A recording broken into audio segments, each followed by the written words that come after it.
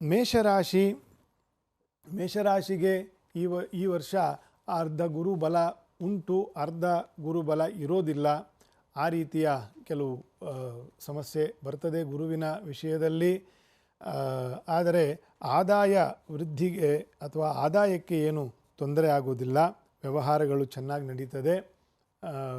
ಮೇಷರಾಶಿಯವರಿಗೆ ಶುಕ್ರನ ಯೋಗ ಚೆನ್ನಾಗಿದೆ, ಕುಜನ ಯೋಗವು ಚೆನ್ನಾಗಿದೆ. ಪಂಚಮದಲ್ಲಿ ರಾಶೀಶ್ವರನು ಪಂಚಮದಲ್ಲಿ ಇದ್ದಾಗ ಅಲ್ಲಿ ಕೇತುವು ಇರೋದರಿಂದ ಕುಜ ಕೇತುಗಳಿಗೆ ಮೇಷರಾಶಿಯವರಿಗೆ ಮಿತ್ರಕ್ಷೇತ್ರ ಆಗಿರೋದರಿಂದ ಸ್ವಭಾವ ಮೈತ್ರಿಯೂ ಇರೋದರಿಂದ ಅನೇಕವಾಗಿರ್ತಕ್ಕಂತಹ ಬಂಧು ಬಳಗ, ಮೈತ್ರಿ, ಕುಟುಂಬ ಮತ್ತು ಇದರ ಕಾರ್ಯಕ್ರಮಗಳು, ಇವರೊಂದಿಗೆ ಒಡನಾಟ, ಅದರಿಂದ ಅಂಥ ಸಂದರ್ಭದಲ್ಲಿ ಯಾವುದೋ ಒಂದು ಬೇರೆ ಹೂಡಿಕೆಗಳು ಅಥವಾ ವ್ಯಾವಹಾರಿಕ ಸಂಬಂಧಗಳು, ಈ ರೀತಿ ಅನೇಕವಾಗಿರ್ತಕ್ಕಂತಹ ಕೂಡಿಕೆಯ ಅಂದರೆ ಒಂದು ವ್ಯವಹಾರಕ್ಕೂ ಒಳ್ಳೆಯದು ಮತ್ತು ಸಂಬಂಧಗಳಿಗೂ ಒಳ್ಳೆಯದು ಅಂತಕ್ಕಂಥದ್ದನ್ನು ಮೇಷರಾಶಿಯವರು ಕುಜ ಕೇತುಗಳ ಅನುಕೂಲದಿಂದ ಪಡೀತಾರೆ.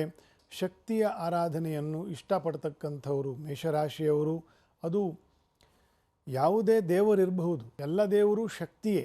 ಆದರೆ ಆ ಶಕ್ತಿಯಲ್ಲಿ ಒಂದು ವಿಶೇಷ ಶಕ್ತಿ ಇದೆ.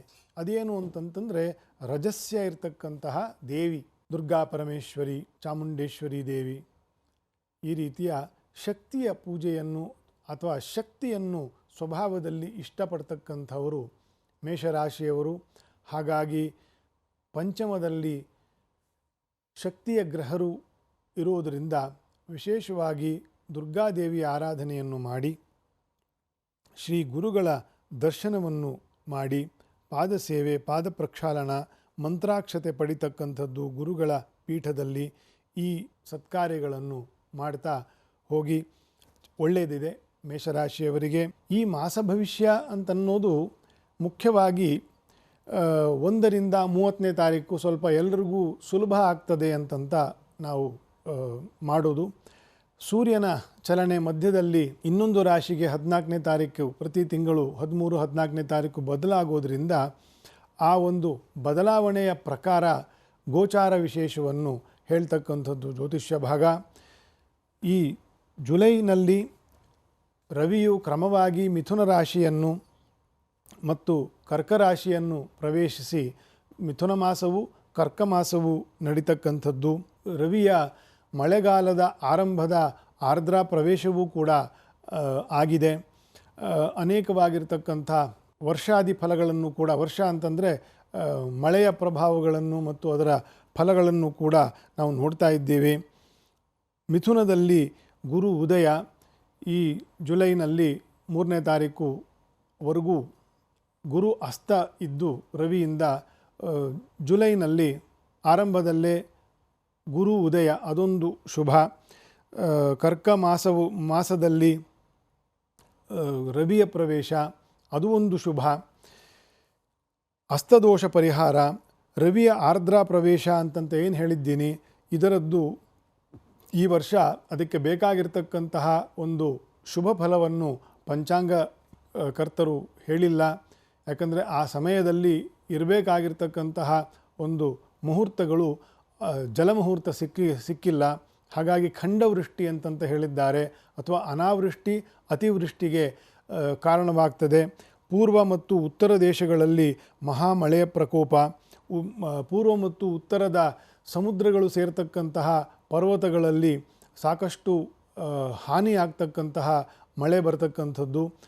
ಅದರಿಂದ ಅಡ್ವರ್ಸ್ ಎಫೆಕ್ಟ್ ಆಗಿ ನದಿಗಳಲ್ಲಿ ಫ್ಲಡ್ಸ್ ಆಗೋದು, ದಕ್ಷಿಣ ಭಾಗಕ್ಕೆ ಮಳೆಯ ಕೊರತೆ ಆಗ್ತಕ್ಕಂಥದ್ದು, ಈ ರೀತಿಯ ಮಂದಚಾರವನ್ನು ಮಳೆಗೆ ಹೇಳಿದ್ದಾರೆ ಜುಲೈನಲ್ಲಿ. ಮತ್ತು ಪಶ್ಚಿಮ ತೀರಗಳಲ್ಲಿ ಜಲಕ್ಷೋಭೆ ಅಂತಂತಾನು ಫಲ ಇದೆ. ಅದಕ್ಕೆ ಜಲವು ಕ್ಷೋಭೆಗೊಂಡು ಫ್ಲಡ್ ಅಂತಂತ ಏನು ಕರಿತೀವಿ ಅದು. ವ್ಯಾವಹಾರಿಕವಾಗಿ ಗುರುವು ಈಗ ಉದಯನಾಗಿರೋದ್ರಿಂದ ಸ್ವಲ್ಪ ಮಂದಗತಿ ಇರತಕ್ಕಂಥ ಫೈನಾನ್ಷಿಯಲ್ ಮಾರ್ಕೆಟ್ಸ್ ಏನಿದೆ, ಹೂಡಿಕೆಗಳೇನಿದೆ, ಕೆಲಸ ಬಕ್ಸ್ಗಳು ಸಿಗ್ತಕ್ಕಂಥದ್ದೇನಿದೆ, ಇದೆಲ್ಲ ಮಂದಗತಿಯಲ್ಲಿ ಇರೋದಕ್ಕೆ ಸ್ವಲ್ಪ ಚಾಲನೆ ಸಿಗ್ತದೆ. ಸ್ವಲ್ಪ ಚೈತನ್ಯ ಸಿಗುವ ತಿಂಗಳು ಜುಲೈ 2025.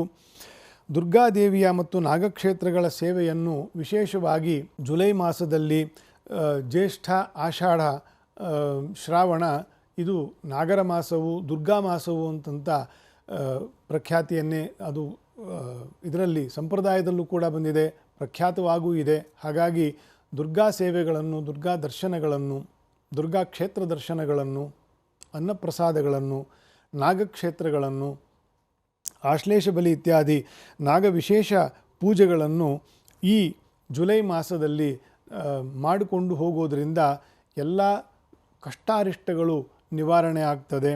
ವಿಶೇಷವಾಗಿ ಈ ಮಾಸದಲ್ಲಿ ಕಂಟಿನ್ಯೂ ಆಗ್ತಾ ಇರತಕ್ಕಂಥದ್ದು ಸದ್ಯಕ್ಕೆ ಒಂದು ಕುಜನ ಒಂದು ನೀಚ ಭಾವವು ಕೂಡ ಪರಿಹಾರ ಆಗಿರ್ತಕ್ಕಂತಹ ಮಾಸ ಜುಲೈ ಕೊನೆಯಲ್ಲಿ ಮತ್ತು ಜೂನ್ ಕೊನೆಯಲ್ಲಿ ಮತ್ತು ಜುಲೈನಲ್ಲಿ. ಹಾಗಾಗಿ ಕುಜನ ನೀಚ ಭಾವವು ಕೂಡ ಪರಿಹಾರ ಆಗಿ ಅಲ್ಲಿ ಅಪರೂಪಕ್ಕೆ ಕೇತುವಿನ ಒಂದಿಗೆ ಯುತಿಯನ್ನು ಹೊಂದಿರತಕ್ಕಂತಹ ತಿಂಗಳು ಕೂಡ ನಡೀತಾ ಇದೆ. ಸಾಮಾನ್ಯವಾಗಿ ಕುಜಕೇತುಗಳು ಪ್ರತಿ ವರ್ಷ 6ರಿಂದ 7 ತಿಂಗಳಲ್ಲಿ ಒಂದು ರಾಶಿಯಲ್ಲಿ ಎಲ್ಲಿ ಕೇತು ಇರ್ತಾನೋ ಅಲ್ಲಿ ಕುಜನು ಸೇರುವುದು ಗ್ರಹ ಗೋಚಾರದಂತೆ ಪ್ರತಿ ವರ್ಷ ನಡೀತದೆ. ಅದೇನು ಅಂಥ ವಿಶೇಷ ಅಲ್ಲ. ಆದರೆ ಈಗ ಇರತಕ್ಕಂತಹ ಸಿಂಹದಲ್ಲಿ ಕುಜನು ಮತ್ತು ಸಿಂಹದಲ್ಲಿ ಕೇತು ಇದು ಪದೇ ಪದೇ ಆಗುವುದಲ್ಲ. ಈಗ ಪುನಃ ಕೇತು ಸಿಂಹರಾಶಿಗೆ ಬರಬೇಕಾದ್ರೆ ಇನ್ನೂ ಸುಮಾರು 16 ವರ್ಷಗಳು ಬೇಕು. ಹಾಗಾಗಿ ಸಿಂಹರಾಶಿಯು ಕುಜನಿಗೂ ಇಷ್ಟರಾಶಿ, ಕೇತುವಿಗೂ ಇಷ್ಟರಾಶಿ, ಎರಡೂ ಕೂಡ ರಾಜರಾಶಿಗಳು ಮತ್ತು ರಜಸ್ವ ಇರತಕ್ಕಂತಹ ಗ್ರಹಗಳು. ಒಂದು ರಾಜರಾಶಿ, ಇನ್ನೊಂದು ರಜಸ್ವ ಇರತಕ್ಕಂತಹ ಗ್ರಹಗಳು ಅತ್ಯಂತ ಬಲಿಷ್ಠರಾಗ್ತಾರೆ ಸಿಂಹ ರಾಶಿಯಲ್ಲಿ. ಹಾಗಾಗಿ ಈ ಜುಲೈ ತಿಂಗಳು ಇನ್ನೂ ವಿಶೇಷ ಫಲವನ್ನು ತರೋದಿದೆ. ಯಾಕೆಂದರೆ ಸಿಂಹರಾಶಿಯಲ್ಲಿ ಅಪರೂಪಕ್ಕೆ ಆಗಿರ್ತಕ್ಕಂತಹ ಕುಜ ಮತ್ತು ಕೇತುಗಳ ಯುತಿ ಫಲವನ್ನು ಕೂಡ ನಾವು ಜುಲೈ ಮಾಸದಲ್ಲಿ ನೋಡ್ತೇವೆ. ಅದನ್ನು ರಾಶಿ ಫಲದಲ್ಲಿ ಅದರ ವಿಶೇಷವನ್ನು, ಫಲ ವಿಶೇಷವನ್ನು ಹೇಳೋದಾಗ್ತದೆ. ಇನ್ನು ಅದೇ ಕುಜ ಮತ್ತು ಕೇತುಗಳ ವಿಷಯದಲ್ಲಿ ಕೂಡ ಒಂದು ದೋಷವೂ ನಡೀತಾ ಇದೆ. ಅದು ಕುಜ ಕೇತುಗಳಿಂದ ಸಿಂಹರಾಶಿಯಿಂದ ಆಗ್ತಾ ಇರತಕ್ಕಂತಹ ಒಂದು ಪ್ರಭಾವ. ಅದು ಸಪ್ತಮ ಮತ್ತು ಅಷ್ಟಮ ದೃಷ್ಟಿಯಿಂದ ಕ್ರಮವಾಗಿ ರಾಹು ಮತ್ತು ಶನಿಯನ್ನು ಕುಜನು ದೃಷ್ಟಿಸುವುದು, ದೃಷ್ಟಿ ದೋಷ ಬರ್ತದೆ. ಕೇತುವಿಗೆ ರಾಹುವಿನ ದೃಷ್ಟಿ ಇದ್ದೇ ಇರ್ತದೆ, ಅದು ಬೇರೆ ವಿಷಯ. ಆದರೆ ಕುಜನ ದೃಷ್ಟಿ 2 ಶತ್ರುಗಳ ಮೇಲೆ, 2 ಶತ್ರು ಗ್ರಹರ ಮೇಲೆ ಬೀಳ್ತಕ್ಕಂತಹ ಸಮಯವೂ ನಡೀತಾ ಇದೆ. ಅದರದ್ದೂ ಕೂಡ ಫಲಭಾಗದಲ್ಲಿ ಆಮೇಲೆ ಅದನ್ನು ಹೇಳೋಣವಾಗ್ತದೆ. ಗೋಚಾರದಲ್ಲಿ ರವಿಯ ಮಿಥುನ ಮತ್ತು ಕರ್ಕರಾಶಿಯಲ್ಲಿ, ಕರ್ಕರಾಶಿಗೆ ಬಂದ ನಂತರ ದಕ್ಷಿಣಾಯನ ಪುಣ್ಯಮಾಸವು ಆರಂಭವಾಗ್ತದೆ. ಯತಿಗಳು, ವ್ರತನಿಷ್ಠರು, ಶ್ರೀಮಠಗಳಲ್ಲಿರ್ತಕ್ಕಂತಹ ಸಾಧಕ ವರ್ಗದವರು, ಬಹಳಷ್ಟು ಸಿದ್ಧ ಪುರುಷರು, ಸಾಧನೆಯಲ್ಲಿ ಇರ್ತಕ್ಕಂಥವರಿಗೆ ಅತ್ಯಂತ ಪವಿತ್ರವಾಗಿರ್ತಕ್ಕಂತಹ ಪರ್ವ ಪ್ರತಿ ವರ್ಷದ ದಕ್ಷಿಣಾಯನ ಪುಣ್ಯಕಾಲ. ಅದಕ್ಕೆ ಕಾರಕನು ವಿಶೇಷವಾಗಿ ರವಿಯ ಕರ್ಕ ಪ್ರವೇಶವೇ ಆಗಿದೆ. ಆಷಾಢ ಮಾಸದ ಪಂಚಮಿಯಿಂದ ಅದು ಆರಂಭವಾಗ್ತದೆ, ಕಾರ್ತಿಕ ಮಾಸದವರೆಗೂ ಇರ್ತದೆ. ಅಂತಹ ವಿಶೇಷವಾಗಿರ್ತಕ್ಕಂತಹ ಚಾತುರ್ಮಾಸ್ಯ ವ್ರತ ಪುಣ್ಯ ಗಳಿಸ್ತಕ್ಕಂತಹ ಮಾಸವು ಕೂಡ ಈ ಜುಲೈ ತಿಂಗಳಲ್ಲೇ ನಾವು ಆರಂಭವಾಗ್ತದೆ.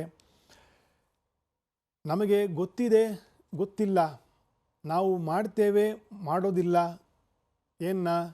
ಪುಣ್ಯಕರ್ಮಗಳನ್ನು, ಚಾತುರ್ಮಾಸ್ಯಾದಿ, ಏಕಾದಶಿಯಾದಿ, ಶಿವರಾತ್ರಿಯಾದಿ ಉಪವಾಸ ವ್ರತಗಳನ್ನು ನಮಗೆ ಗೊತ್ತಿರಬಹುದು ಅಥವಾ ಗೊತ್ತಿಲ್ಲದೇ ಇರಬಹುದು. ನಾವು ಆ ವ್ರತಗಳನ್ನೆಲ್ಲ ಮಾಡಬಹುದು, ಮಾಡದಲ್ಲೇ ಇರಬಹುದು. ನಾವಿದನ್ನೆಲ್ಲ ನಂಬಬಹುದು ಅಥವಾ ನಂಬದೇ ಇರಬಹುದು.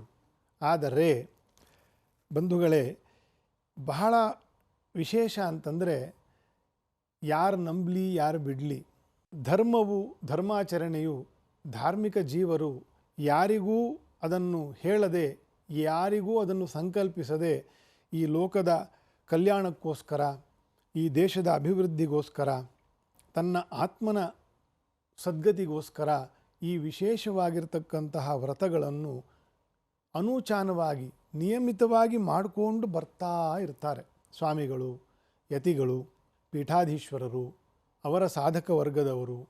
ಜೈನರಲ್ಲೂ ವಿಶೇಷವಾಗಿರ್ತಕ್ಕಂಥದ್ದು ಈ ಚಾತುರ್ಮಾಸ್ಯ. ಈ ರೀತಿಯ ವಿಶೇಷವಾಗಿರ್ತಕ್ಕಂತಹ ವ್ರತಗಳನ್ನು ಸಾಮಾನ್ಯ ಜನರು, ಸಂಸಾರಿಗಳು, ವಿಷಯಾಸಕ್ತರುಗಳು ಸಂಸಾರ ಬಂಧನದಿಂದ ಅಥವಾ ಸಂಸಾರದ ಕಷ್ಟ ಪರಂಪರೆಗಳಿಂದ ಈ ರೀತಿಯೆಲ್ಲ ಕಠಿಣವಾಗಿರ್ತಕ್ಕಂತಹ ವ್ರತಗಳನ್ನು ಮಾಡಲಿಕ್ಕೆ ಆಗಲ್ಲ ಅಂತಂತ ಈ ಚಾತುರ್ಮಾಸ್ಯದಲ್ಲಿರ್ತಕ್ಕಂತಹ ವ್ರತ ನೇಮ ನಿಷ್ಠೆ ಉಳ್ಳ ಸ್ವಾಮಿಗಳು, ಯತಿಗಳು, ಸಾಧಕ ವರ್ಗ ಅದರ ಒಂದು ಅಂಶ ಪುಣ್ಯ ಯಾರಿಗೆ ಇದನ್ನೆಲ್ಲ ಮಾಡಲಿಕ್ಕೆ ಆಗಲ್ವೋ ಅಥವಾ ಗೊತ್ತಿಲ್ವೋ ಅಂಥ ಸಜ್ಜನರು ಯಾರಿರ್ತಾರೋ ಅವ್ರಿಗೂ ಕೂಡ ಸಿಗಲಿ ಅಂತಂತ ಸಂಕಲ್ಪ ಮಾಡ್ತಾರೆ.